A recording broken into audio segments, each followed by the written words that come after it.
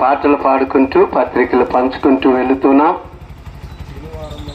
దయగలిగిన గ్రామ ప్రజలారా, ఒక్క నిమిషము మీరు మాటలు వినాలని ప్రేమతో మీకు మనవి చేస్తున్నాం.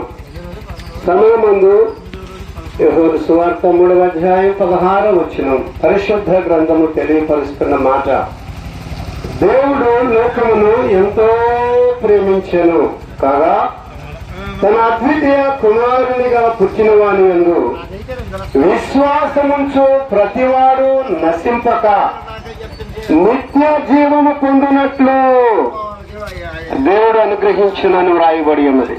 అవును ప్రియులారా, ఈ లోకములో తల్లిదండ్రుల ప్రేమ ఉన్నది, బిడ్డల ప్రేమ ఉన్నది, భార్యాభర్తల ప్రేమ ఉన్నది. ఈ లోకములో అనేకమైన ప్రేమను మనల్ని ఆయా సందర్భాల్లో కలుపుకుంటూ ప్రేమను బట్టి పలకరించుకుంటూ మనము ముందుకు సాగిపోతూ ఉంటాం ప్రియులారా. కానీ యేసుక్రీస్తు ప్రభు యొక్క ప్రేమ లోకమును ఎంతో ప్రేమించెను అంటే ఆలోచన చేయండి. ఈ లోకపు ప్రేమలు బంధాలను చూపిస్తున్నాయి, బంధువులను చూపిస్తున్నాయి, ఆప్యాయతలను కురిపిస్తూ ఉన్నాయి. కానీ అశాశ్వతమైనవి, శాశ్వతమైన ప్రేమతో వారు కలిసి ఉండటం లేదు.